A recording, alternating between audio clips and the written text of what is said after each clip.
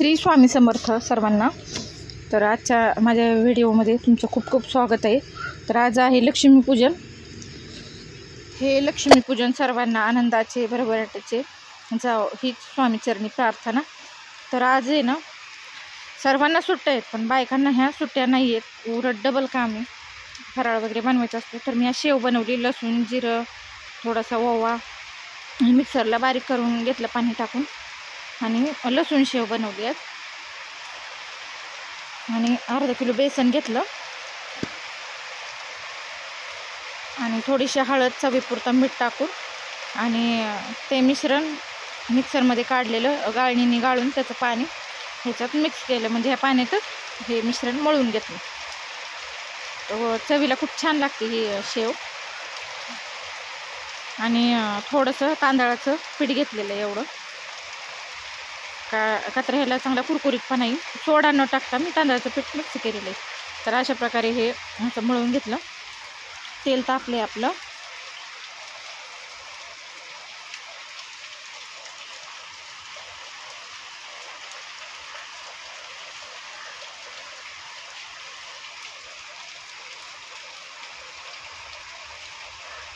तर खूप छान झाली होती तार ह्याची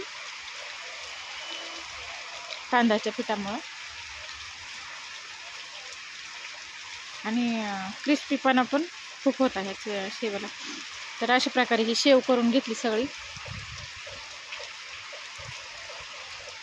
तर आज जरा 2-3 आयटम केले जास्त, आणि आज लक्ष्मीपूजनमुळं थोडंसं वेळ कमी होता आणि कामं जास्त होती। तर हे बेसनच्या थोड्या वड्या पण केल्या। तर घेतलं 3 वाटी बेसन पीठ घेतलं आणि 1 वाटी तूप घेतलं, चांगलं बाजू घेतलं की जोपर्यंत त्याला असं ते तूप सुटत नाही बाहेर तोपर्यंत भाजलं। पण ते भाजता त्याचा कलर इतका ब्राऊन झाला, पण खायला चांगली झाली होती। मग थोडीशी पिठी साखर टाकली, परत हे मिश्रण एक जीव करून घेतलं।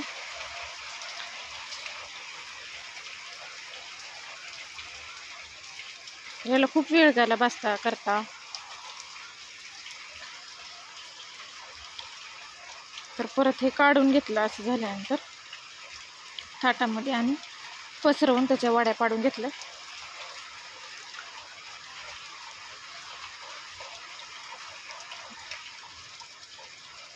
ह्याचे लाडू जरी केले तरी चांगले झाले असते, पण हे म्हटलं थोडंच केले, लाडू तर किती खाणार आहेत ह्याचे 5-6, त्याच्यापेक्षा वड्या तरी होतील। मी ताटात पसरून वड्याच केले। अशा प्रकारे मी तर तूप पण लावलं नाही का, तर त्यालाच ऑलरेडी तूप असल्यामुळे छान झालं।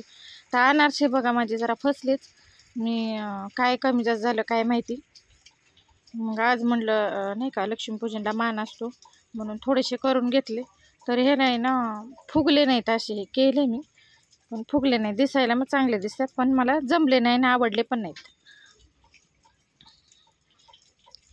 रांगोळी काढून घेतली, फुलं होती 2-3 प्रकारची।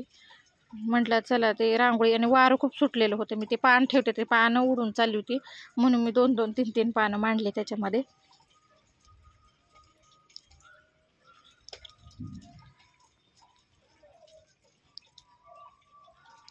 फुलं सगळी थोडी थोडी होती, एका कलरची, असे 2 कलरची जास्त नव्हती, पण जमल तशी काढली मी।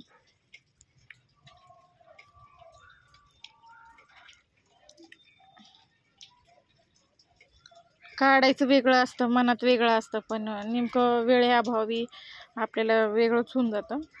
तर जे सुचल टायमानुसार मग तसं काढलं का। तर बाकीची पण कामं होती, आज कुंचन सेवा पण केली,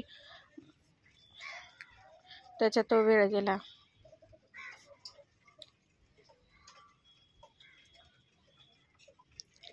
अशा प्रकारे आपली रांगोळी तयार आहे।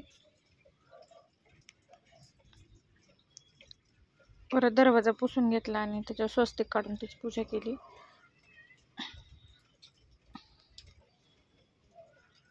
उंबरठ्याचं हळदीले पण केलं।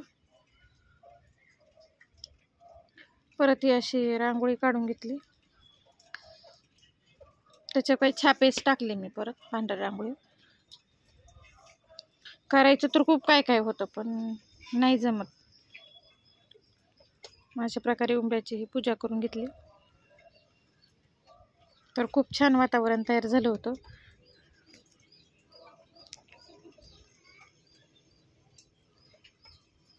त्यात पोरांचं मध्ये मध्ये करणं, रांगोळीच्या म्हणा, कुठल्या कामाच्या म्हणा, चालूच होतं.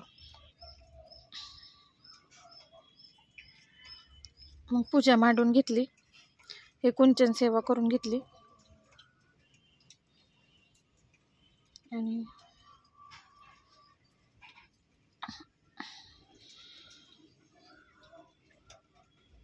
एक तुपाचा दिवा लावला, एक तेलाचा दिवा लावला.